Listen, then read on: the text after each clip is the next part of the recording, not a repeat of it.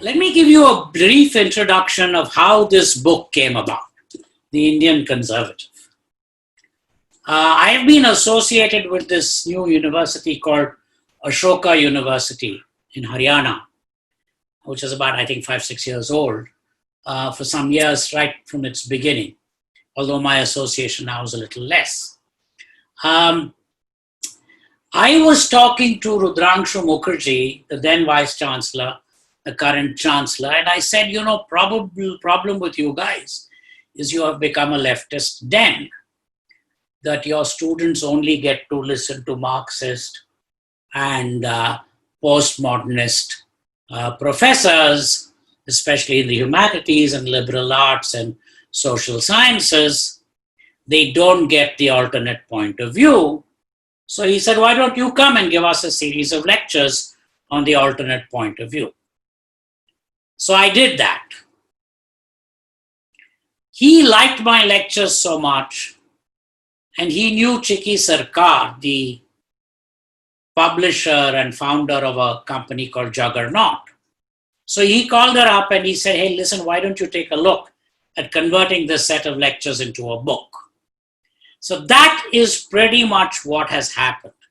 I worked on converting, and I worked with a very fine editor that Chiki put me in touch with, Nandini Mehta, and we converted the set of lectures into a book, which we called The Indian Conservative.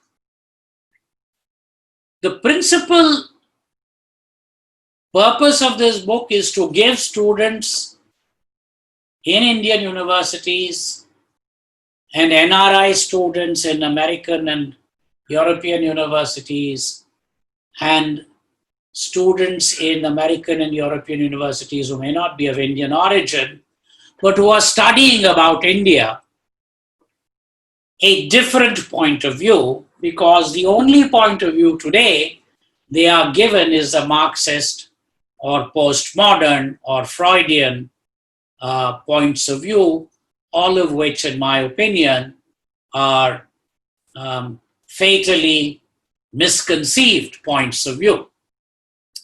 So that's the purpose. The general argument that I am making is that while, let's start with political conservatism as a starting point. I will come to cultural and social and aesthetic conservatism. Subsequently, it's all covered in the book.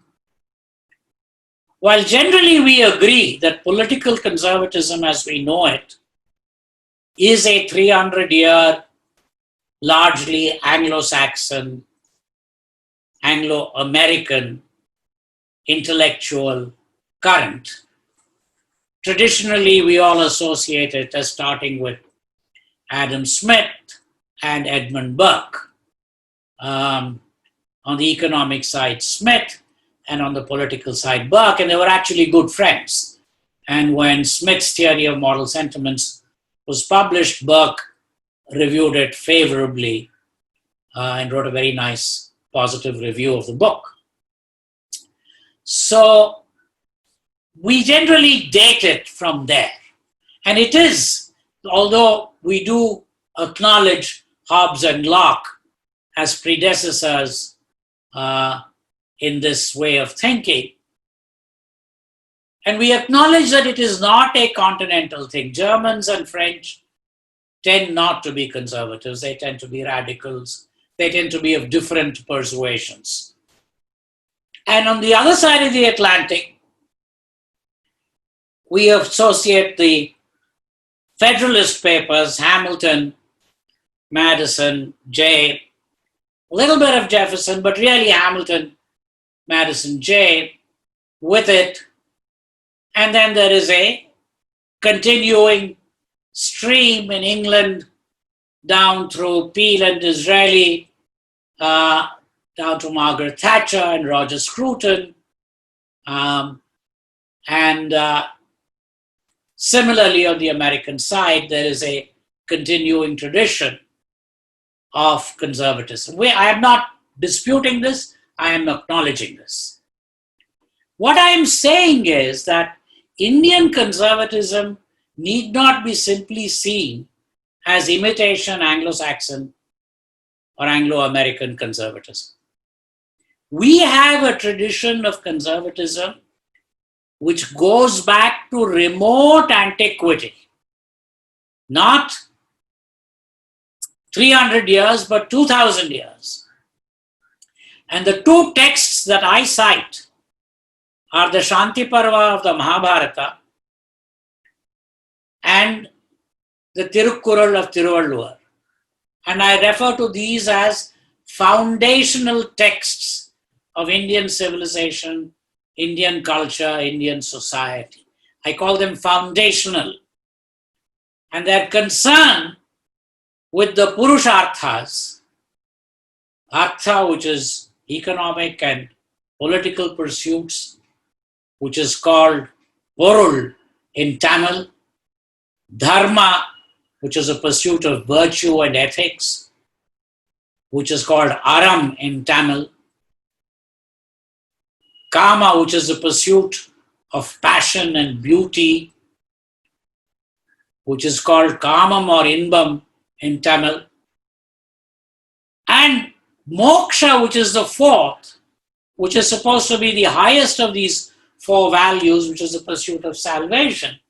But strangely enough, both the Shanti Parva and the Kural are quite coy and quite clever in basically saying you focus on the first three, moksha will automatically take care of itself. So that's the interesting thing. So the idea that Indians are otherworldly, only interested in salvation, not interested in this world is simply not true. And this is a very much a focused political philosophy or a total humanistic philosophy, which has linkages to Locke and Hobbes and Burke and Smith. So what I am arguing that there is a great deal of synchronicity in human affairs across time and across space. And that's why you see these similarities and you see this thing resonating. I also make reference to the Apastambha Sutra of the Yajurveda, where the concept of Yuga Dharma is first enunciated, which basically argues that every age, every epoch has its own dharma. And this is important for conservatives. It is important when you look at Burke. And today when you have all these arguments about pulling down statues, it is important to look at it from that perspective. Yuga Dharma basically says what is true and what is correct and ethical and virtuous and proper for one age need not be for another age. So it is true, St. Paul wrote a letter advising slaves to be obedient and to be hardworking and to be peaceful. Although there is some dispute, maybe Paul didn't write it, but it's included in the New Testament at this point in time. That doesn't mean that today one should support slavery. The thing is, these ideas evolve, they change. And I think the people who capture it best is Burke himself, who says we have to preserve good things and conserve them. And Disraeli, who says conservatism doesn't mean preserving the best of the past, it means the worst of the past, it means preserving the best of the past. So, I think this idea has been captured that conservatism doesn't mean no change. Conservatism means that in the process of change, you don't want to destroy the good that your ancestors have given you. So there is no point in having a revolution and destroying all the great buildings that exist, because those are good buildings, as buildings go. And that's why conservatives don't like either the French Revolution or the Russian Revolution, because they were destructive forces rather than destructive movements, rather than constructive movements building on themselves. In fact, this is something that Indians have always, the best conservative Indians have always understood. If you think about somebody like R.G. Bhandarkar, he's very particular about this. We have to change. We have to stop untouchability. We have to educate the lower castes. We have to create solidarity across caste groups. But we have to do it, A, non-violently, because violence will destroy good things. And two, we also have to preserve the good things of our past. So that whole thing is very, and Burke's classic, as you know, classic book is, or pamphlet really, it's not a long book, was his Reflections on the French Revolution, where he brought up this point that this guillotine and killing people and reign of terror and all this of the French Revolution is just a terrible thing, and it's going to destroy the good things of French history, of French culture. And he was right. And by the way, Burke predicted that sooner or later, a military strongman is going to take over, and that's what happened when Napoleon took over. So not only was he correct, he was also prescient and prophetic when he wrote that. So in the political sphere, on the one hand, I think the Apastamba Sutra, the Tirukkural and the Shanti Parva give deep intellectual traditions to conservatism in India. Chanakya Kautilya is a little interesting. I would count him as a little bit of a conservative, although he also has some radical tendencies. But he was certainly not in favor of a nanny state. And he was very distrustful of bureaucracies. Now, radicals always like a nanny state. In the French Revolution, the state would tell you how to behave. In the Russian Revolution, the state would tell you how to live. They liked that. And so did Ashoka when he sent all his moral fellows to police his subjects. Chanakya was opposed to that. He was for a slim state, and which is what conservatives like, which is going back to Hobbes. We know that we need civilization. We know that we need a state. But we also know from Locke and from Burke that we need a very, very, very gentle state, not one that is intrusive, because we want individuals to flourish. We're also very, very knowledgeable of the fact, or very sensitive, cognizant of the fact that non-state, the monarch is always somebody we are suspicious of. But we like clubs, we like associations, Sangita Sabhas, Bhajan Mandalis, civic associations which are voluntary. And we think these intermediating civic institutions between the monarch and the citizens are very important, and we are great supporters of that. The reason we think these are important is because we believe these are natural and organic. People go to a temple naturally, organically. They have a village deity. They have a deity in their state. I mean, these are organic things, community traditions. Scruton, the greatest conservative who just died a few months back, was very fond of Church of England music and hymns and playing the organ. These traditions are important for conservatives. The modern Indian political conservatism, I'm arguing, starts with two interesting people. One is Raja Ram Mohan Roy.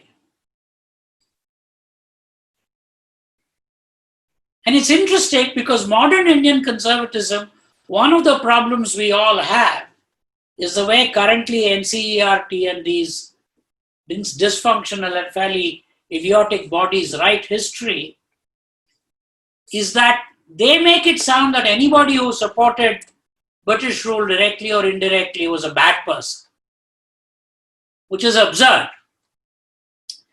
Ram Mohan Roy was a great supporter of British rule. He told the visiting French aristocrat that I want British rule to continue in India for a long time so that we can learn a lot. It's not that he was not a patriotic Indian. He was a great scholar of Sanskrit and Bengali and Persian and whatnot. But he saw British rule as a positive impact in the long and checkered and complex and tortured and tortuous history of our country. And in fact, the common Bengali view at that time was British rule liberated the Bengali Hindu from the harsh rule of the Muslim Nawab. This was fairly commonly discussed among the Bhadralok. It was not even a matter of argument. It was just accepted as truth. So there were different ways of looking at British rule. And the idea that the Indo-British encounter was a fortuitous one and a positive one for us actually came to the surface about 50 years after Ram Mohan Roy in Bankim Chandra Chatterjee's Anand Math. Basically, the goddess tells the monks at the end of Anand Math, I have sent the British to rule you people in order to create a renaissance and a regeneration in India. This is part of my cosmic karmic plan. So, Bankim also saw British rule as a fortuitous, positive thing for India. These two people, in my opinion, Ram Mohan and Bankim, are the two nodes of Indian conservatism. Ram Mohan is probably your traditional Burkean conservatism, not in any hurry to have revolutionary radical change, believed in slow constitutional change. How do you abolish sati? You write a letter to the Governor General. You send a representation. A committee of people passes a resolution. Very constitutional, very Burkean, very Disraelian, very slow, very studied. No revolution, no radicalism, no stone throwing, no violence. But you do change and you drop that which is bad in the past and you keep that which is good. And the conservatives play what I call as the Ram Mohan trick. In my book, I have referred to it as the Ram Mohan trick. The Ram Mohan trick is very simple. You are defending sati, you claim you are conservative. What I will do is I will say, no, in the older texts, in the ancient texts, sati is not sanctioned. So I go back 2 generations, 5 generations, 10 generations in my choice of texts and play that trick to say it is in fact a conservative decision to drop sati. So this is called the Ram Mohan trick, and it's a very common trick used by conservatives around the world. Bankim, I believe, was the father of what I call Hindu nationalism, which is the other school of Indian conservatism. Bankim saw British rule as a catalyst for a Hindu renaissance, for a Hindu liberation. And he was interested in Shivaji, Durgesh Nandini, the kind of books he wrote were all about, that kind, very conscious imitation of Walter Scott, some people would argue, in terms of the way he created historical romance. And just like Scott imagined the idea of Scotland, Bankim imagined the idea of a Hindu India. So these two schools have come down all the way from Ram Mohan Roy through Bhandarkar, all the way down to Rajagopalachari and Masani in the Burkean school. From Bankim all the way down to Deen Dayal in the Hindu nationalist school. And these are both, in my opinion, although many people, I think, wrongly criticize the Hindu nationalist school as being radical and not conservative, I disagree. There are radical elements there, but in general, it is a conservative school, and I believe it is a legitimate school worthy of intellectual study. There are overlaps with the Burkean Ram Mohan school, and there are differences, but they are both conservative schools in Indian politics. The question then arises is, how did this political thing come down? And the big drama in Indian politics from 1900 to 1920, before the advent of Gandhi, was really the drama between what are called moderates and extremists. The moderate leader was Gokhale, and I argue that Gokhale was a conservative. And my good friend Ram Guha gave me some pushback, saying, hey, wait a minute, you're just using the word conservative. Wasn't Gokhale a liberal? And so then I've spent a lot of time in my book trying to explain the difference between conservative and liberal. I think it goes back to the origins. Liberalism is a French doctrine coming from Rousseau. The liberals saw primitive society as idyllic, as good, the noble savage, and they saw civilization as bad, as imprisoning the noble savage. Whereas the conservatives never bought into this. We go back to Hobbes and we see primitivism as bad and civilization as a very gentle, fragile structure that has in fact taken the brutish savage and made him a civilized person. Brutish is Hobbes's word. So this goes back right to our foundations. And the reason I'm saying that Gokhale is conservative is quite simply, he believed in constitutional change. He believed in slow change. He believed in nonviolent change. He did not want to drop the past. He wanted to improve the past. It's in fact the radicals who wanted immediate freedom. Get rid of the British. Let's fight. Violence.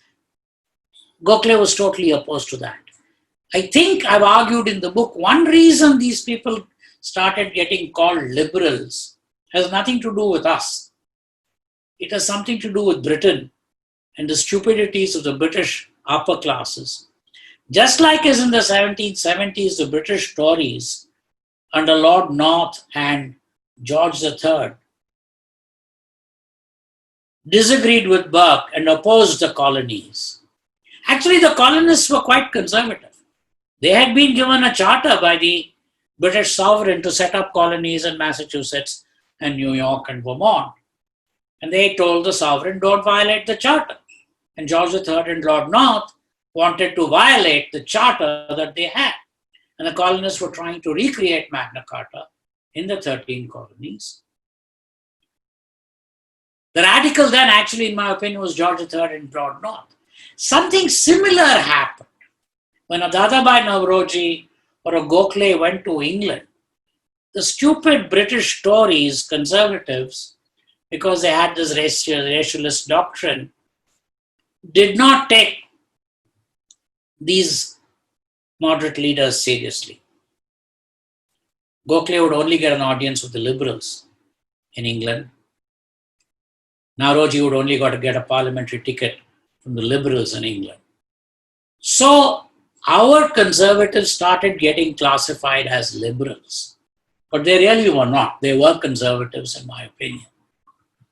And this tradition comes down all the way to Rajagopalachari. Interestingly, in 1942, he opposed the Quit India movement. He was against launching a violent or a movement that could become violent in the middle of a war.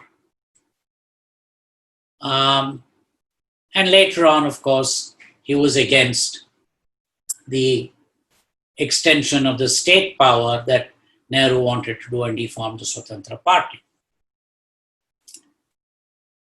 So there is this tradition. On the Hindu nationalist side, and the problem with most of these Marxist and postmodernist scholars is they just dismiss them as fascists and so on. That is rubbish. They have to be taken seriously. It's a very important intellectual tradition, and it has to be talked about quite seriously. And I think the important thinkers there, I find one of the most interesting thinkers is Lajpat Rai. Lajpat Rai was for a Hindu unity across castes, across languages, across ethnicities. And it was a recurring theme with him, to some extent with Malaviya, but definitely with Lajpat Rai. And it came down through Shyam Prasad. Shyam Prasad was very similar to Rajagopalachari. He opposed Japanese fascism, and in 1942 it was quite clear that if the Japanese invaded, we should fight and resist the Japanese. And he was very much a supporter of the British war effort. So these were conservatives who come down into modern India, the Swatantra school coming down from Ram Mohan Roy, and the Shyam Prasad school coming down from, and Deen Dayal school coming down from Bankim, and it's continued. Swatantra died, and we'll talk about that, how Swatantra disappeared. And S.V. Raju, who was a secretary of the Swatantra Party for many years, before he died in the last 2 years, he became fairly active in the BJP. So this is when I talk about what does one do if you are a Burkean conservative. If you are an erstwhile Swatantra Party supporter, what do you do? You go back to the 50s, and there was a brilliant Indian political scientist called Rajni Kothari. Rajni Kothari argued that in a one-party dominant democracy, what you do, or in a party-dominant democracy, the other forces, you set up fifth columnist agents. So even when Nehru was running a socialist party, there was Swatantra agents inside Nehru's party trying to prevent him from going to socialists. There were communist agents like Krishna Menon trying to take him in the communist direction. There were Hindu agents like K.M. Munshi trying to make him not be so aggressively secular. So what you do is you influence, you create coalitions, you create lobbying groups within the party. So today, if you're a Swatantra Party supporter in India, or the erstwhile Swatantra Party, what you should be doing is encouraging Manmohan Singh inside Congress, encouraging those people inside BJP who are for growth, low taxes, deregulation, for foreign investment, not necessarily for Swadeshi. So you kind of play this very carefully by encouraging your coalitions inside those parties. And I don't think we should give up even on the regional parties. We should plant our people inside NCP, ADMK, DMK, TMC, because Kalidal, all of them, I think we should, that is one strategy I have recommended for contemporary politics, which was actually practiced in the 50s and 60s. Let's switch to economics. In economics, the two big economic historians of pre-independence era were Dadabhai Naoroji and Ramesh Chandra Dutt, both of whom wrote about the British Empire, and their basic objection to the British imperial policy was that it was mercantilist, it was crony capitalist. They did not want state intervention. They were not socialists. They wanted a level playing field for Indian businessmen and Indian entrepreneurs. And that tradition continued in Free India with B.R. Shenoy. Unfortunately, Shenoy was forced to leave the Planning Commission, and Mahalanobis and his bunch of leftists and Marxists and crypto-Soviet people, they took control of the economics of the country. And the rest is history. Till 1950, 60, India and 50, we were probably ahead of Korea. Certainly in 60, we were at the same level as Korea. Today, Korea is 15 times richer than us. So we lost it. There was a complete defeat in the economics area of conservative economists by the socialists, by the Soviet-style statists. It is ironical because even, Mahalanobis was a very strange fellow. He invited, so many people, Lange and this fellow and that fellow, all these strange socialists, Kaldor and all to come to India, give advice, and all their silly advice we tended to implement. He also invited Milton Friedman. Of course, he didn't listen to Friedman's advice. And the rest is history. We remain one of the poorest countries in the world, where all of our eastern neighbors have gotten ahead. The Swatantra Party supported Shenoy and the Bombay School, as it was called, in preference to the Delhi School of Economics, which was a profoundly leftist, socialist Soviet school. Planning Commission, they somehow thought they knew how to plan sitting in Delhi for the hundreds of millions of Indians all across. They didn't believe in pricing signals. They didn't believe in economic agents having agency. It was a terrible economic philosophy that they adopted. The Swatantra Party, in fact, Rajagopalachari coined the expression permit license Raj, saying that you're destroying the country. His opposition to the permit license system was twofold. One, it was inefficient. Because of it, we were not industrializing efficiently. We were not getting more prosperous. Shenoy's opposition was also it encouraged crony capitalism. Those who could bribe used to get the licenses, and the others, good entrepreneurs, couldn't get them. The third one that Rajaji was worried about was the moral corruption. As a good conservative, he went back to Burke. And he said, he went back to Thiruvalluvar. And he said, this is immoral, what you're doing. This is not what the sovereign is supposed to do. Telling people where to set up factories, how much to make, how much not to make. This is not the intrusion into trade, commerce and industry and agriculture is not the sovereign's role. But nevertheless, the Swatantra Party did win some victories. They prevented collective farming from happening in India. I don't know how many of you are aware after the Avadi Congress, the Congress Party under all this Krishna Menon, Malavia, all these strange leftist fellows, with the encouragement of Pandit Ji, was moving towards collective farming a la the Soviet Union. So we would have had a repetition of Stalin's 1930s famine or Mao Zedong's Great Leap Forward famine in India, if that had gone ahead. They had their agent inside the Congress Party. Swatantra had an agent called Charan Singh. He opposed it from inside the Congress Party. Swatantra opposed it from outside, and they prevented Panditji from doing some really bizarre thing. I thank God he didn't do it. We'd have had millions of deaths in this country if collective farming had happened. So Swatantra did succeed at least in preventing the worst features of Stalinist planning. And Masani was a very important. Masani is interesting because he was a former socialist. At London School of Economics, he started as a socialist. And like many people like Arthur Koestler, Stephen Spender, George Orwell, he discovered the God that failed from within and became a conservative, became somebody who believed in freedom and was in fact, the founding president of the Swatantra Party, of which Rajaji Rajagopalachari was the eminence grise.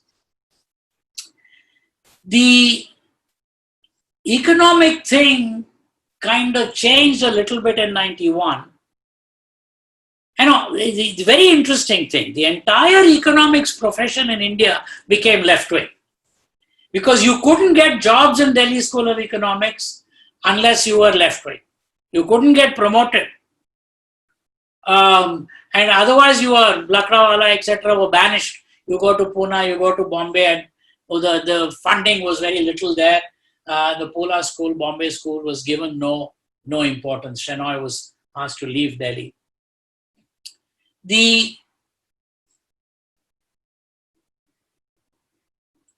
But dissident voices started coming up.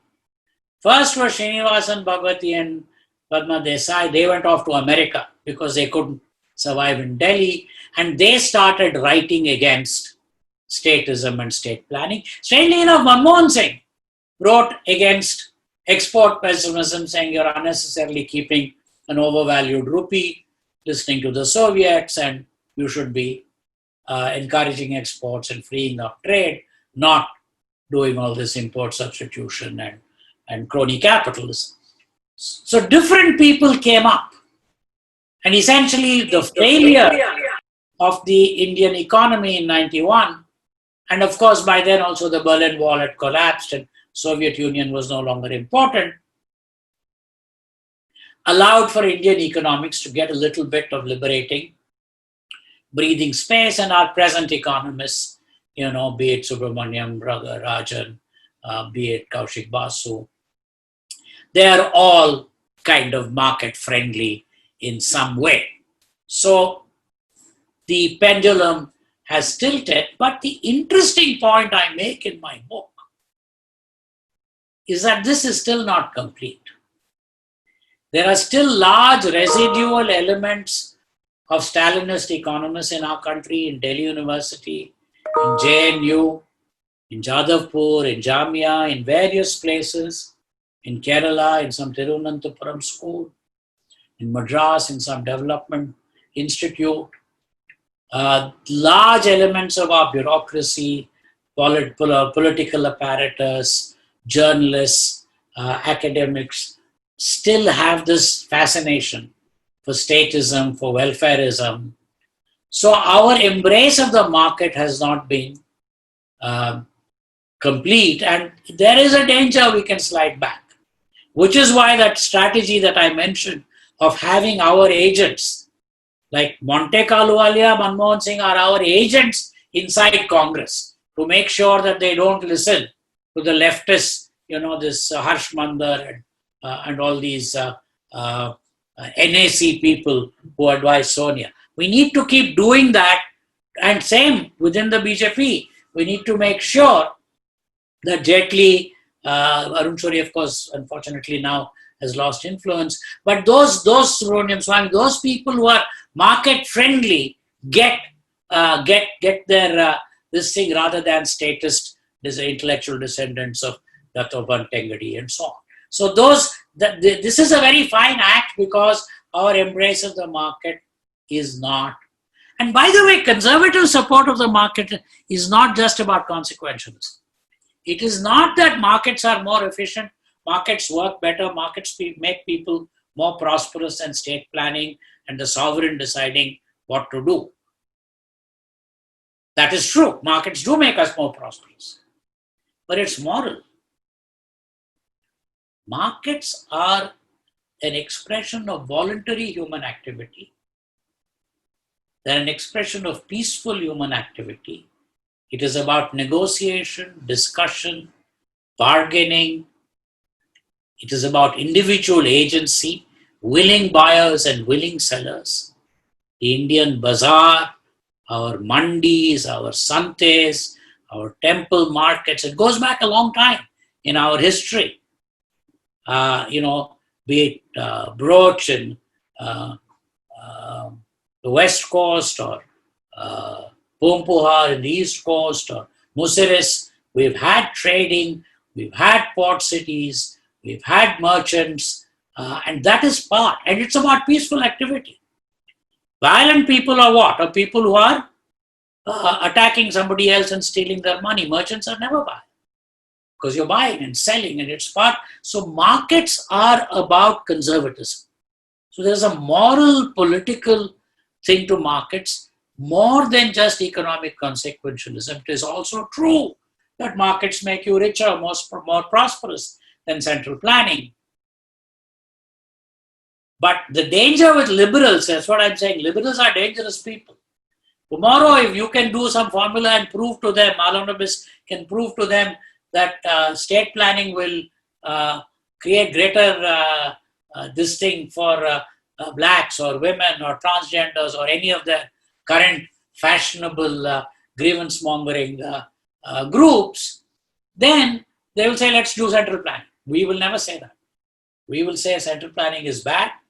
The sovereign interfering in the... Tiruvallur is very clear. For him, the real hero was the plowman. The lonely plowman, he was the hero. For him, the king, his agents were not the heroes. The king is not supposed to tell me what I am supposed to do. I am supposed to decide. And by voluntary agreement, you and I will trade, will negotiate, will bargain. Okay, let me switch to the intellectual currents in culture. In culture, we really have a big problem. The 19th century, not so much the 18th century, because the 18th century, William Jones and so on, Prinsep were much more open. But 19th century, particularly second half, under the influence of strong evangelical Christian missionaries and so on, the general view became that there is no such thing as Indian culture. And that is continued today in University of Chicago, in Columbia, in Berkeley, in SOAS in London, and by JNU and TISS and so on in India. There is no Indian culture. India is only a geographic kind of expression, is the way the British ICS officers used to describe it. Subaltern historical movement, which has actually done some very good intellectual research, they have become willy-nilly the allies of these people who argue there is no Indian culture. Indian culture is just about various subaltern cultures, various caste groups, various ethnicities, and it's about Brahminical Sanskritic hegemony. So they use this Gramsci, these people have done so much damage to us, Gramsci, Foucault, Derrida. They use all that language, all that vocabulary to do some gross oversimplification of India. Now, I strongly reject this. I say, first of all, this Dravidian nonsense came from Caldwell, who was an English missionary in Tirunelveli. And I don't even think he meant it. He casually, in some tract, he used the expression Dravidian race, and now that has acquired some big life of its own, this Aryan-Dravidian divide. And this whole, the fact of the matter is there is an Indian culture. It goes back a long time. Yes, it has a strong Hindu flavor. What is wrong with that? Every country has the culture is the culture of the majority, has a flavor of its majority community. To say England won't have a culture steeped in Shakespeare, but it will have a culture steeped in Cervantes is ridiculous. There's not that many Spanish-speaking people in England. Shakespeare was born in England. It is what it is about. So I think the fact that it has this Hindu thing, we don't need to get defensive about it. In any case, even this expression Hindu is so recent. It goes back to the 1800s. Before that, it's not even clear. And is it a religion? Is it a culture? Depending on these arguments, you can go anywhere. But Indian culture is real. And I don't care if American academics don't like it, if ICS officers don't like it, Christian missionaries wrote against it. In fact, some of the best Indian Christians like Anthony de Mello and so on are very much lovers of Indian culture. So this idea, just because Caldwell said something, doesn't make it real. And it is very much tied up to the sacred geography of India. I make this point again and again and again. 7 rivers, 7 cities. And there is this constant creative tension between the universal and the local. He is the Lord of the world, Jagannatha, but he lives in Puri. So the local and the universal. He is the Lord of the world, but he lives in Tirupati. He is the Lord of the world, but he lives in Rameshwaram. He lives in Banaras. She is the queen of the world, but she lives in Danteshwari, in Jwalamukhi, in Madurai. So this business of universalism and localism is very much there. And this idea of a sacred geography, one of the great scholars of recent times is an American lady called Diana Eck. She has written about it. Of course, Radha Kumud Mukherjee, again, that is the whole stupidity of NCERT and our current history teaching. Radha Kumud Mukherjee is not taught at all. Jayadinath Sarkar is not taught. Parasnes is not taught. Surya Narayan Rao is not taught. Nilkant Shastri is not taught. The great historians of the earlier era are not taught. Instead, you treat Marxists and bogus postmodernists and pass them off as real history. We're doing our students a great disfavor. Anyway, that's one of my favorite topics. We'll come to that later. But Indian culture exists. It is Indian, it is Indic, it has a strong Hindu flavor. It is about sacred geography, but it is not restricted to Hindus. There is a Jain pilgrimage circuit. Shravana Belogola, Mudbidri, Karkala, going all the way to Mount Abu, to Ranakpur, to some place in Bihar and Jharkhand. So, there's a Buddhist pilgrim circuit. There is a Sufi Muslim pilgrim circuit. One of my Sufi friends goes from Delhi to Ajmer, comes to Ahmedabad, comes to Bombay, goes to Gulbarga, goes all the way south to Nagaur, comes back to Kadapa, goes back to Bihar Sharif, comes back to Fatehpur Sikri, comes back to Delhi. So there is, by the way, India is the only country where there is a Sufi geographic pilgrimage circuit anywhere in the world. And so we're a sacred country. Indian culture is about sacredness. Basham is one of the few outsiders who has understood this. In his Wonder That Was India, in the last, right at the end in the epilogue, he says, go and look at the statue of Krishna Deva Raya inside the Tirupati temple. The bronze statue, the king is standing with his hands folded.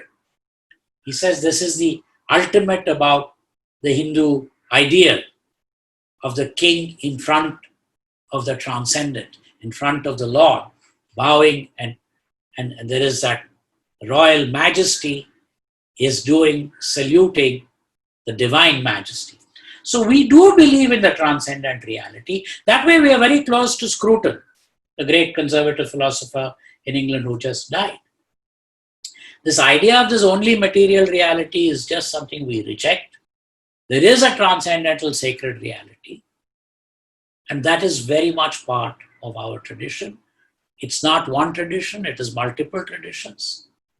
Mahasi Venkatesh Iyengar, the great Kannada writer, calls it Bahuratna Vasundhara, the earth studded with many gems. That is what India is, whether it is Madurai or Danteshwari or Jwalamukhi or Vaishno Devi or Kamakhya. The goddess is there everywhere in the country. In fact, Richard Blurton talks about the fact that the very earth of India is nothing but the body of the goddess. Now, these are very strong sacred images that permeate Indian culture. The other big disfavor that contemporary academics has done has been Freudians. There's Wendy Doniger and her disciples. And they're all scholars. They're very, very intellectually clever people. So it's difficult to deal with them. But they are wrong. And they are, they are using 19th century Viennese scholars' fake charlatan theories, because now we know that many of Freud's patients were people he made up. They were not even real people. Anyway, this Oedipus complex, to say that Parvati Ganesha relationship is Oedipal or Yashoda Krishna relationship is incestuous, they're ridiculous. And this is not a liberty they would take with other religions. They just take it with Hinduism and they think they can get away with it. I'm not saying we should shut them up. I don't care. I'm for free speech. But we should counter them. You know, one of Wendy's students has written a book saying Ramakrishna, a gay relationship with his disciples, ridiculous and totally disrespectful and wrong. But anyway, so the sacred is part of our culture. And I am very bullish on Indian culture. I think Indian culture has survived. And I make reference to the fact that it is still very much alive and kicking and continues as a living culture. It's not a museum culture. Large parts of Europe are at risk of becoming museum cultures. The only people who go there are tourists. I don't think that's true of India. People go, pilgrims go. In fact, pilgrimages have increased. So we are very much a living, dynamic, great culture. The issue of aesthetics and education I have spent some time on. And the real issue here is that on a whole set of dimensions of aesthetic achievements, we are in great shape. Indian film. The reason Indian film is so successful is because it has kept true to Indian culture. The very first movie we made was Raja Harishchandra. And our great movie stars are N.T. Ramarao acting as Krishna, M.S. Subbulakshmi acting as Meera. So we've kept faithful to Indian culture. And our entire Bollywood dancing is all about keeping faithful to both Bharatanatyam and Terukuttu. Both ends, folk dancing, Yakshagana and Manipuri. Keeping faithful to our traditions in the performing arts. Which is why, it may sound kind of funny and heroine running around a tree, but I actually find it quite good. I like it. And I certainly, when I look at Choli Ke Piche or the Bollywood dances, I see in them the vigor of Indian culture continuing. And we have given to the world a totally new art form called film music. It doesn't exist anywhere else in the world.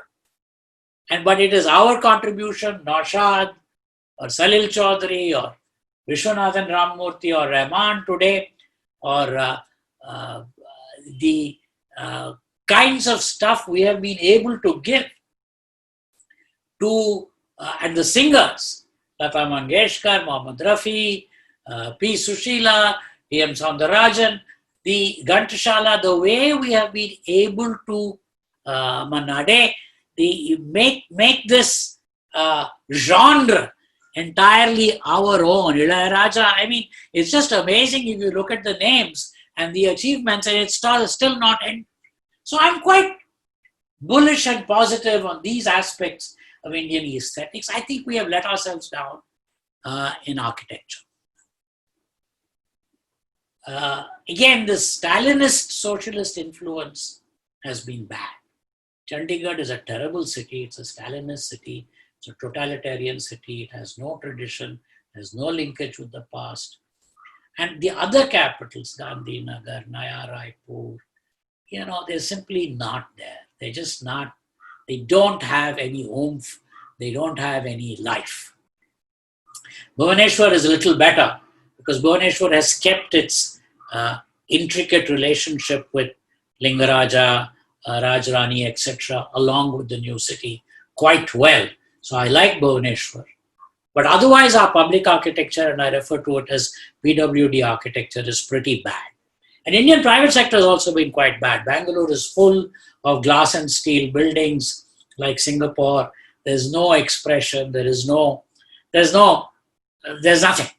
We've not been able to live up either to the standards of the old or even the standards of the Raj. And so many of the Raj buildings we have neglected. Only in the last 10, 15 years, VT Station and so on, we are starting to do something. Mayo College, we are starting to improve some of the Indo-Saracenic and Gothic legacies of the Raj.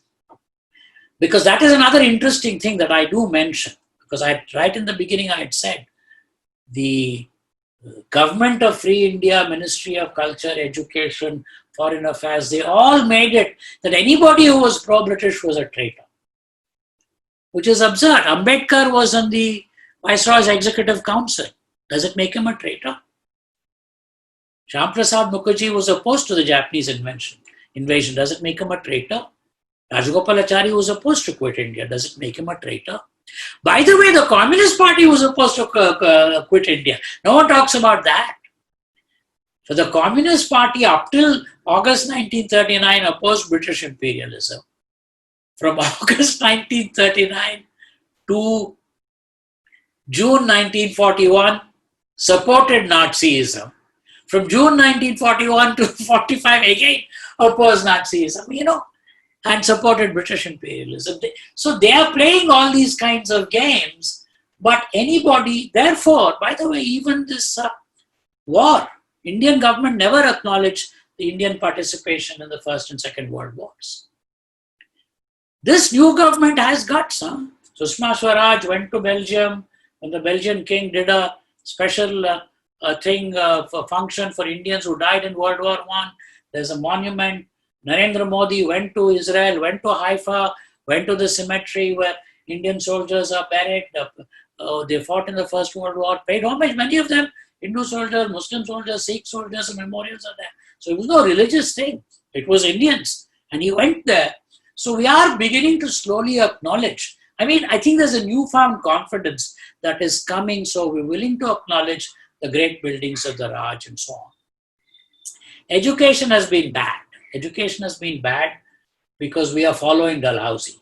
Dalhousie said, let us set up Indian universities to prescribe syllabus, conduct exams, award degrees. And we are continuing to do that. And Dalhousie was quite clear that all new research will be done in Oxford, Cambridge, Edinburgh, London. We have outsourced all new knowledge creation to universities there. Our best academics are there. And here we have created an examination-only culture. This is bad, and we have not given them autonomy.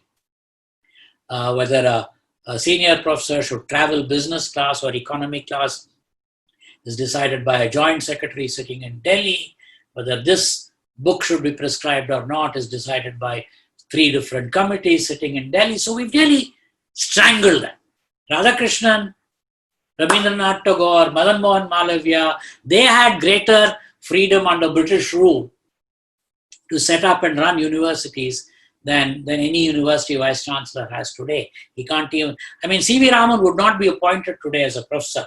Ashutosh Mukherjee appointed him because he didn't have a PhD in physics and he didn't have 15 years experience as a lecturer and reader. UGC rules are quite clear. Without that, you can't be a professor. So today, C.V. Raman wouldn't be able to make it. We've created this but I think things will improve right now. Autonomy is being given, and I think over the next 15, 20 years, we might have 1 or 2 Nobel laureates in India, but it's going to take that long. It's not going to happen soon. I've spent a little bit of time talking about the BJP's rise and the most recent political stuff. And basically, I've said that the Congress failed to capitalize on the emerging middle class, which was actually created by Narasimha Rao. The BJP capitalized on it. I think the BJP also went back to the Lajpat Rai, Bankim. In fact, if you listen to many of Narendra Modi's speeches, it's almost a verbatim takeoff from Bankim. They went back to those traditions and they used the Ram Janmabhoomi movement very intelligently. Many of the people laying the foundation stones were Dalits and lower castes. They have been able to create cross-caste solidarity, which was Lajpat Rai's dream. And they have been able to do that. It's early days because they've now been in power 6-7 years. But then also they had a 4-5 year stint with Vajpayee. But clearly, Hindu nationalism has made it, Swatantra has disappeared.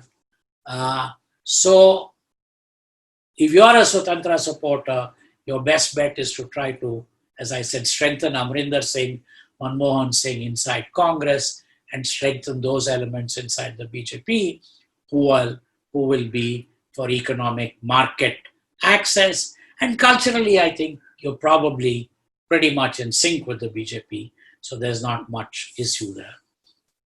On the social side, I have seen conservatism operate the best in India.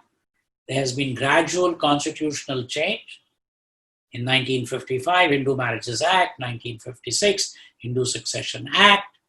So gradual constitutional change. And today, Muslim women are going to court saying, let us into the Dargah. So it's done not revolutionary, not radical. It is gradual, it is constitutional, it is by debate, it is by discussion, and it is happening. So the worst features of untouchability, of caste, of misogyny, and we have nothing to learn from the West in the area of LGBTQ issues. Because I've talked about that, Ardhanarishwara, these ideas, transgender. Near Viluppuram in Tamil Nadu, there's a transgender temple where every year there's a great transgender festival. And my good friend, the sculptor Dilip Kuruvilla, George K., he has done some outstanding sculptures of the Aravanis.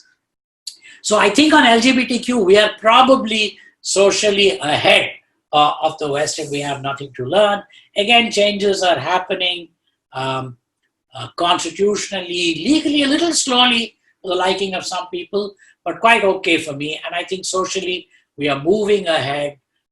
Things are better and social change is happening without the violence that happens in many other countries. I am quite hopeful. I'm quite hopeful of all the religious groups. I think even the Muslim group, I think you might find that India might be the home or the place from where, after all, Salman Rushdie at the end of the day calls himself an Indian. He might have been the beginning of some new thoughts in the Muslim intellectual sphere. Javed Akhtar is an interesting intellectual. I think things will come out of there. I think the Christians, by and large, the Syrian Christians are focused on political and professional achievements, but within the Catholic Church, certainly going back to De Nobili, the Italian, 500 years ago, to Anthony de Mello, 20 years ago, de Mello combined Vedanta and modern Christianity quite well. The church actually troubled him. They wanted to excommunicate him at some time, but finally they accepted him. So we've got enough intellectual ferment going on in all the groups that I find quite exciting about the way the country is progressing. I think the Geo-Parsi movement, I hope it will work and the Parsis won't disappear, although that is a risk we've got, and some of the great contributions that this small community has made to our country may go into the museum. I hope that doesn't happen. There have been new Jewish communities found in the Northeast and Andhra, and there's a lot of Indo-Israel exchange. So I think even though a lot of the Bene Israelites and Cochin Jews have migrated, there's enough activity happening there too. So anyway, net, I am quite, Buddhism, I mean the Ambedkarite revival of Buddhism, I'm very positive about, and I think there's a new life there. And so now we have two new Buddhist holy sites, Nagpur and Bombay, not just Sarnath and Bodh Gaya. So I think I am quite excited about Navayana Buddhism. So I think all these areas are good. Economics, we still run the risk that we may fall back into the trap of statism. So we have to defend the defenders of the market. But in education and intellectual trends is our greatest risk, because North America, Europe, and a lot of Indian universities the social sciences, liberal arts, and humanities departments are dominated by Marxists, postmodernists, structuralists, post-colonialists, Freudians, and all this bunch of bogus fellows. I don't think the solution is for us to appoint somebody who believes that Rama went in a plane. That would be a self-goal. We have to appoint a different set of academics who are also good. It's not going to be easy because these jokers have made sure in the last 30, 40 years, nobody has got a PhD who is not a Marxist or a postmodernist. So it's very difficult to find the right scholars, but we have to keep at it. And I think over the next 10 years, we will make an impact there as conservatives. As usual, as an author, let me make a plug.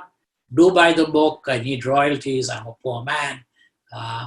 And I'm now open for questions and whatever you want.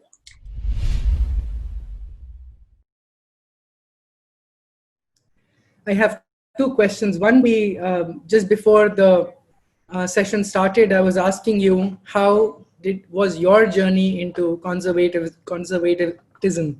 If you could shed some light on that. My journey is something like this. I was a leftist in college. Sometime in the 70s, a boss of mine gave me a book by Conor Cross O'Brien on Edmund Burke. That changed my way of thinking. Influence of Thiruvalluvar Mahabharata goes back to my grandfather's days. Even growing up, those stories stayed with me. But I pretty much abandoned leftism when I was in the US between 79 and 82.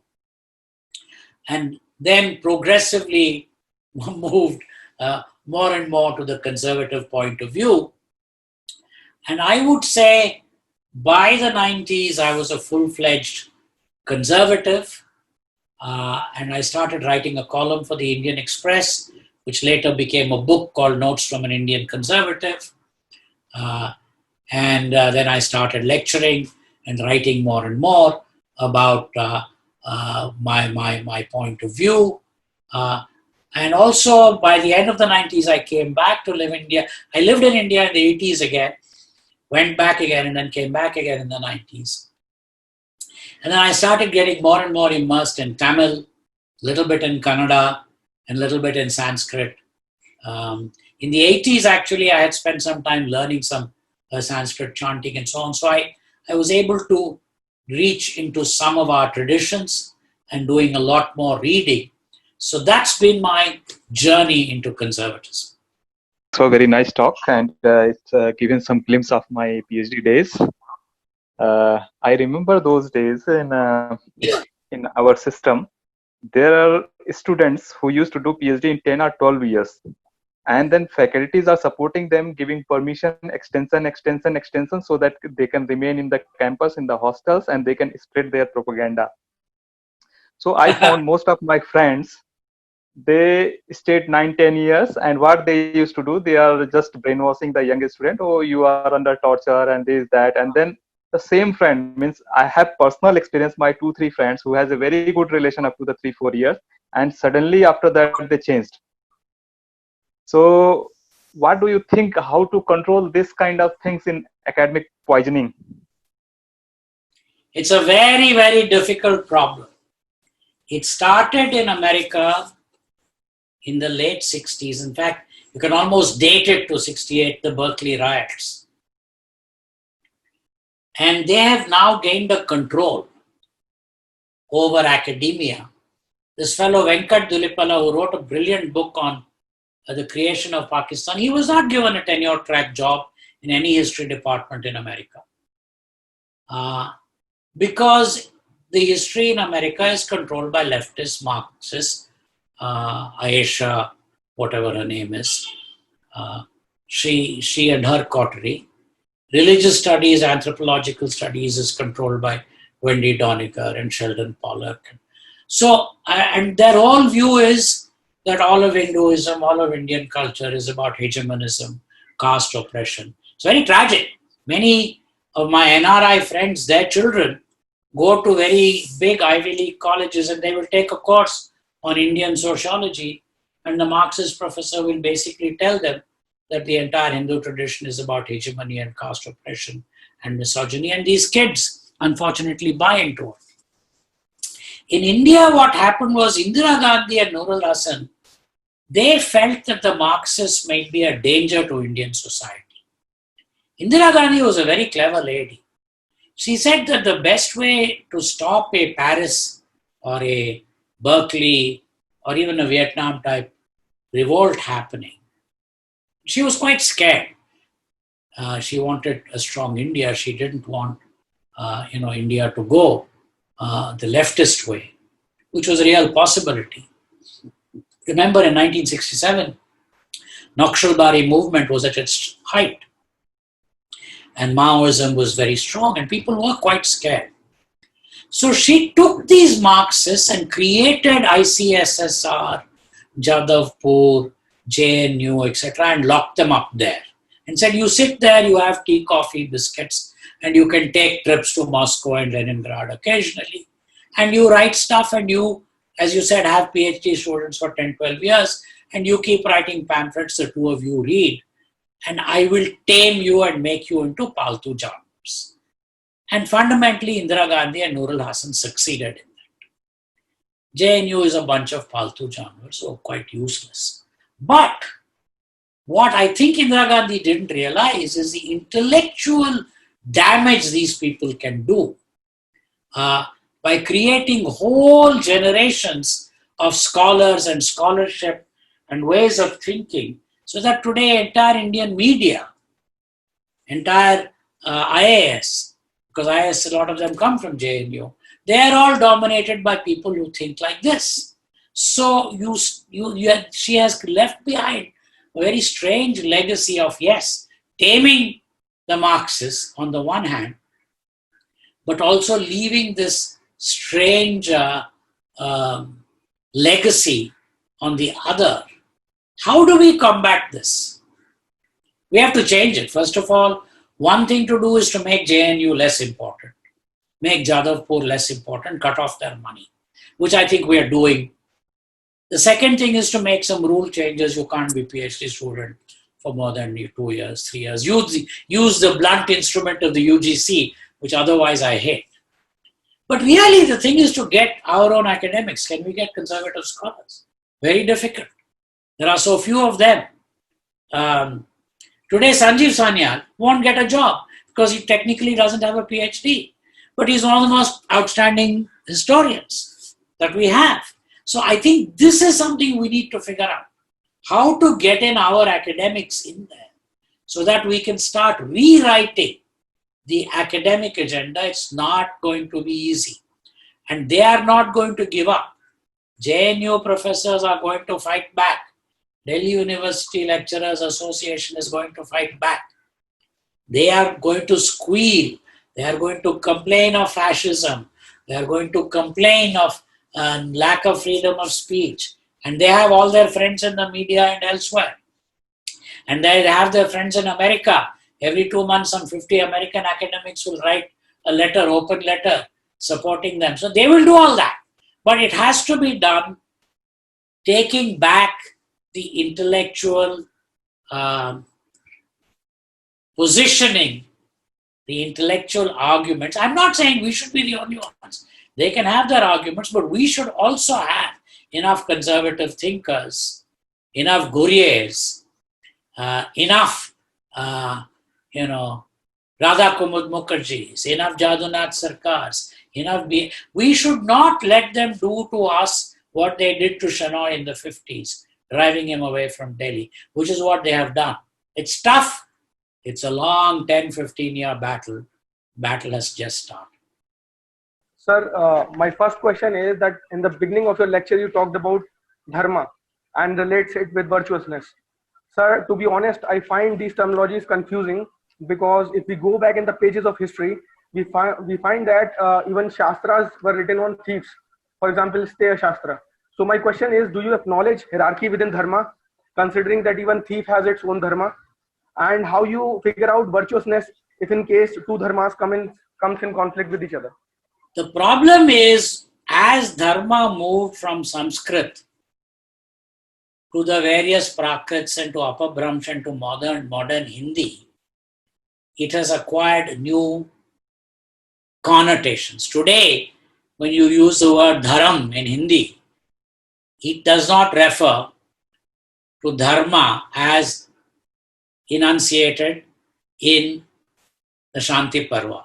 That is why many times I prefer the Tamil word aram, because Tamil, unlike Northern Indian languages, has preserved a relative purity today as it was 2000 years ago. So when we say aram in Tamil, we know exactly what we mean. So this, yes, dharma, the way there is a thief's dharma, there is a prostitute's dharma, etc., is a way of converting virtue into manuals. And that is one trend that has happened. But that is not the dharma that I am referring to. I am referring to Raja Dharma. I am referring to Apad Dharma, Yuga Dharma, ideas enunciated by Valluvar and by Vyasa in the Shanti Parva. And there essentially relates to Adam Smith's theory of moral sentiments. What does Adam Smith say? He says, look, there is an impartial spectator who is judging us. So this is pretty much what Thiruvalluvar says. There is a judgment of us, which frankly we make ourselves. But we make it from outside of us as we look at us. Urudundu varvane varvan, matrallam kaimugundu pencil. He who tills the land, he is the only one who lives. The rest of us are camp followers with folded hands. What is he saying? If you don't work, you are not entitled to the fruits of work. He is justifying economic activity. The plowman is his hero. He is saying that economic activity is the basis of society. The rest of us are just camp followers. Now that is dharma, the way Valluvar looks at it. The way Vyasa looks at it in Shanti Parva is that there is something called Raja Dharma, which frankly echoes the Magna Carta. Again, I am not taking away from the great achievements of the Anglo-Saxons. Magna Carta is a great Anglo-Saxon achievement. But it was the first document, according to them, where the king had some restrictions. He could not do anything. He had to follow the law. But it is there in Shanti Parva. The king cannot do anything. And by the way, the biggest thing that they hate, our ancients, is Matsya Nyaya, the big fish eating the small fish. So your way of interpreting dharma, which is a medieval apabhramsha, modern Hindi, Khadi-boli way of looking at dharma, is something I don't accept. I would rather stick to the classical way. And if you don't like dharma, because you have gotten accustomed to this misuse of that word, let us use aram. And then that will bring you back to the original sacred, virtuous connotations of dharma. Sir, my next question is that you talked about Indian nationalist and you frequently mention a term radical and try to make a distinction there. Sir, I wanted to know what do you precisely mean by radicals? And just to add a context to this point, I want you to enlighten me. What do you prefer to call Gandhi, keeping in mind his support for Islamic fascist idea of Khilafat during Khilafat movement and keeping in mind his approval to send Indian troops in First and Second World War, which caused millions of deaths of our soldiers? Well, I have got a whole section in my book on Gandhi and Ambedkar. And my principal argument is these are giants. Anybody can claim them. Marxists can claim Gandhi. Liberals can claim. Radicals can claim. Conservatives can claim. It's a waste of time. It'll just get us into semantic and useless arguments. Gandhi had certain conservative traits. He had some radical traits. But by and large, on the important political issue of violent change versus non-violent change, Gandhi clearly was for non-violent change. Gandhi was against having another 1857. He preferred non-cooperation movements, satyagraha. Gandhi didn't like Subhash Chandra Bose because I think correctly Gandhi suspected that Bose would favor militarism, violence, would go and shake hands with Hitler and Tojo and Mussolini. And he got rid of him from the Congress party. But then in 1942, Gandhi did do Quit India, which I think was a mistake. But he did it anyway. And you are making it out that sending Indian soldiers was a bad thing. I disagree. I think sending Indian soldiers in the First and Second World War was a good thing. We should have fought Hitler. If Hitler had won, British rule in India would have looked like a tea party compared to what he would have done. He would have closed down all colleges. He was quite clear. The lower races should not have education. We should all be just workers. And he would have had, concentration camps, etc. We were an inferior race. That's what would have happened if Nazi Germany had become the rulers of India. So I think we did the right thing, sending soldiers, fighting it, and we should take credit for it. So I don't accept your position that people die. Now, as far as Khilafat is concerned, in retrospect, it was clearly a tactical mistake on Gandhi's part. I think he was trying to be too clever. He thought he could ride two horses. And I don't think, ultimately the issues of Muslims anywhere, and certainly Indian Muslims, are issues they have to resolve. Gandhi cannot resolve Indian Muslim problems by giving them speeches saying you become peaceful. They have to decide. That is why in my book I am actually quite, I praise Sir Syed Ahmad Khan a lot. He's a good conservative Muslim who liked British rule to continue, wanted them to educate themselves, modelize themselves. It's a good way of looking at it. So I think Khilafat was a mistake. And I think we all know that. You're not saying anything that people don't know. So you started with or somewhere through the course of the talk, you said something very nice. Markets are moral. Now, that's a fantastic statement to make. I've sort of never heard that before.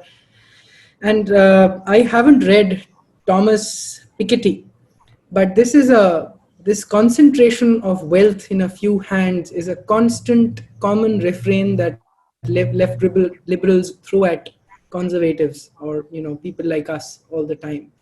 Do you have a point to make on that? Piketty is another charlatan. You can always use selective statistics to prove anything. So according to Piketty, in America, over the last 30-40 years, income inequalities have expanded, right?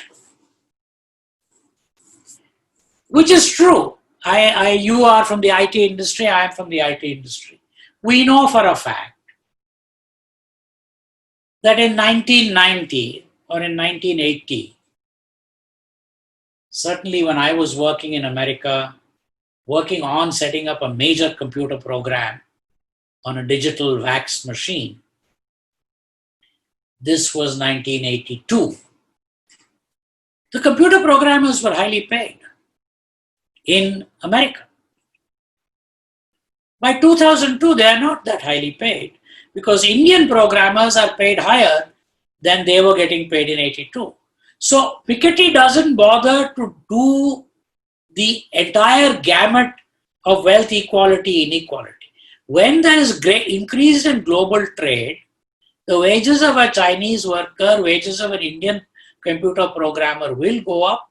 The wages of an American blue-collar worker, American computer programmer will come down. He doesn't. He only takes a look at the selective statistics that suit him to push a socialist agenda. What is the income inequality within America, within India? Now in India, obviously, when there are computer programmers who are computing competing for wages with American programmers, their wages grow up disproportionately, and the Indian farm worker or construction worker, his wage won't go up disproportionately. Is this a bad thing? I don't think it's a bad thing, because total wealth has gone up, total prosperity has gone up, and frankly, the Indian farmer today is richer than he was 20 years ago. And whatever Piketty may say, let me put it this way. The poorest people in America today are better off than they were 20 years ago. They may not be as well off as Piketty would like them, and the difference between them and Dhirubhai Mukesh Ambani might have gone up too much. That doesn't mean anything. Let Ambani get richer as long as I am richer. So these are false arguments, and these are bad use of statistics. They start with an agenda. They want state intervention to change your life and my life. They want the state to say, hey, you cannot make money. Hey, you make money. I don't want the state to say that. And Shanti Parva is quite clear. The king shouldn't say that. Magna Carta is clear. Hobbes is clear. Locke is clear. Adam Smith is clear. Burke is clear. We don't want the state telling us by imposing outrageous taxes, by rapacious taxes, then we will just go away. By the way, in the old days, whenever a king increased taxes too much, you know what happened? People would leave his kingdom and go to the next kingdom. I mean, Piketty is doing a lot, and he's very fashionable. This business of, there are only two questions to be asked. One, is everyone better off than they were 10 years ago? The poorest man, is he better off than he was 10 years ago? Answer is yes. Two, are these wage differentials across the world coming together? The answer is yes. Now tell me something. In America, the neurosurgeons' wages have gone up very high in the last 30 years as compared to the nurses. Is that a good thing or a bad thing? But the nurse today is making more, and particularly if you take it in terms of objects. How many cars could a nurse afford 30 years ago? Maybe half a car. Today she can buy 2 automobiles. So she's a rich person. Now, yes, neurosurgeons' wages have gone up a lot, but that is the nature of skills. That's the nature of the way the society has evolved, and that doesn't make it bad. Piketty doesn't want to deal with all those granular details. He takes some large statistics. And by the way, if he found any statistics that went against him, he'll just suppress it. He'll only present to you those that make his argument. My name is Kabir Pandit. I'm using my phone today, so sorry, my name is not appearing. I am also a consultant from the IT world, and I remember when Mphasis was being set up, we lost a lot of colleagues to you. This was back in the late 90s, I think. I was with GE at the time. Anyhow, I'm also a writer. I contribute to Op India and Organizer now. My question to you is, you've mentioned a few times us conservatives. Wouldn't that be a misnomer? As the ones who believe now have transitioned, like people like me, have transitioned to believing in our Indic values and beliefs. Would that be conservatism, or would that be, what's the word? Going back to your basics? Because to me, a conservative would be somebody in a Western context, would be somebody who lives by the biblical values, and so on. Whereas we don't do that. We're not a cult. In fact, I feel that as a former liberal, leftist ideology person, I have liberated myself to be able to think more and to be able to do more widely. The first issue is important. What is the difference between a conservative and a revivalist? A revivalist goes back. He wants to revive the Gupta era. He wants to revive the Chola era, the Vijayanagar era. A conservative attaches equal respect to the Chola era and to the British period. He doesn't see the 200 years of British rule in India as a negative. He sees it as part of the history, left behind some good things, some bad things, and our job is to retain the good things and abandon the bad things. So this is the basic difference between a conservative and a revivalist. Revivalist is like Nazi Germany. I want to go back and revive some, Siegfried and Wotan. No, that is important. But Goethe and Schiller and Heine was a Jewish writer.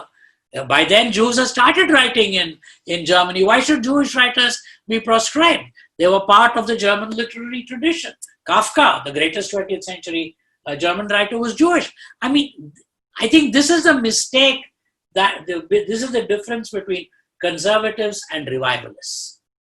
The second issue that you were talking about, it's not true that Anglo-American conservatives want to live by the Bible. That is a very American popular TV definition of conservatives. Because in America, again, just like the earlier fellow talked about dharma, the words conservative, liberal, etc. are used quite loosely. In America, church-going Southern white evangelicals are considered conservative. But actually, you could argue that they are revivalists. In fact, there's a strong biblical revival tradition in America going back 300 years. It's always been there. I would say Christopher Hitchens' extraordinary love for the King James version of the English Bible as a prose work, as a literary work, as that which has shaped the British psyche and imagination, but today which is not taught in Britain. Contemporary leftist academics, they do not touch the Bible. They don't know how the great expressions that come from the Bible. I am not my brother's keeper. Blessed are the merciful, for they shall obtain mercy. Verily, verily, I say unto thee. Each of these has got, the Lord is my shepherd, I shall not want. These are resonant in British and English culture. And they come from the James version of the Bible, not from the original Greek or Hebrew or Aramaic Bibles. And that came only in the 1600s, only 400 years ago. But it's part. So conservatives are for the continuity of tradition. For me, it is very important to understand Radhakrishnan as an Acharya. He's an Acharya.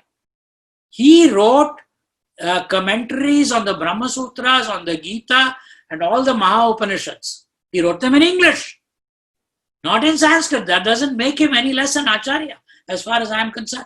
And it is this continuity in our tradition that conservatives value. They are not for revivalism, because revivalism says what happened between 1200 and 1900 is bad, or 1700 and 2000 is bad. Let us go back. That is not acceptable to conservatives. We believe in continuity of tradition. We believe in a continuation between what our ancestors give us and what we give to our descendants. Burke talks about this continuing covenant between ancestors and descendants. As a student, I have gone through the unbiased history teaching, biased history teaching in a school. So what I've learned in our history is just of the Mughals and the Delhi Sultanate. So like the history which we are taught in a school is only to fetch marks.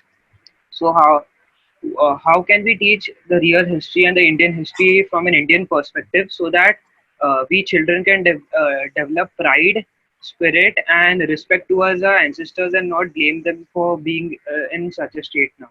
The real issue is this: we are not going to teach history in order for you to get pride.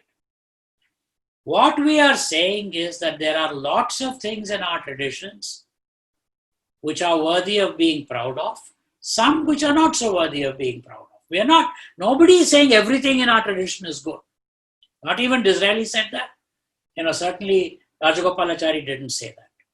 Rajagopalachari made a brilliant speech, by the way, when he came to SNDT University, talking about the need for intercaste marriage. So he was not simple-minded conservatives, although he translated, wrote Mahabharata in English and Tamil. He wrote he wrote Ramayana. He wrote translated the Tirukkural. So he was an extraordinary intellectual, but he had this balance. Now this is where I would start. I think we need to develop, and maybe Sarayu or somebody can take the initiative. Develop a list of alternate texts. By the way, I don't think Amar Chitra Katha is bad. Huh? By and large, I like Pai, and I like the way he has presented Indian culture, myth, and history. Amar Chitra Katha, actually, content analysis, if you do, is fairly reasonably good. But we need to develop an alternate reading list outside our history textbooks. And maybe the good place to start with is Rajagopalachari. Certainly Jadunath Sarkar. Certainly Radha Kumud Mukherjee. So for Southern India, certainly Neelkanta Shastri. Certainly Parasnis and Sardesai. For Manohar Malgonkar, who was a Swatantra Party leader, is a very good writer of Marathi history. In fact, his book Seahawk is an outstanding account of Kanoji Angre and the Maratha naval. I wrote somewhere that if the Maharashtra government is very serious about teaching Maratha history properly, there are 3 books they should encourage. One is Dennis Kincaid's Grand Rebel. He was he was a Scotsman. Dennis Kincaid, brilliant fellow. He lived in the 30s. He wrote Grand Rebel about Shivaji. One is Manohar Malgonkar's Seahawk about Kanoji Angre. And one is Gangadhar Gadgil's Praram about Bombay and the Bombay Renaissance of the early 19th century. So I think maybe Sarayu or somebody can take this as an initiative to develop a list of alternate reading material which will give balance. Because I think that is very important. Frankly, some of Ambedkar's writings are brilliant. He was a conservative. He was also a radical in some respects. I'm not denying that. That's why I said Ambedkar and Gandhi, nobody should try to claim. We should leave that argument away. But there's aspects of his writing that we should read. And I think aspects of Jawaharlal Nehru's writings that we should read. So I think there is this need to develop an alternate reading list, particularly against the stupid NCERT textbooks that we have. So I think, Sarayu, we should encourage the foundation to do it. Yes, Jerry, we're actually started something called ICHSR, very nice sounding name, Indian Council for Historical and Sociological Research. I have a small fund allocated for that, and there are some historians and some PhDs who are working with NCERT. Former NCERT people are all sort of teaming up together to do this. And you do this, develop this alternate reading list and send it to parents. These are not very expensive books. Praram costs some 60-80 rupees. Seahawk is probably out of print. It will come back into print. Jaiko or somebody prints it. Grand Rebel has been reprinted. Paperback is available.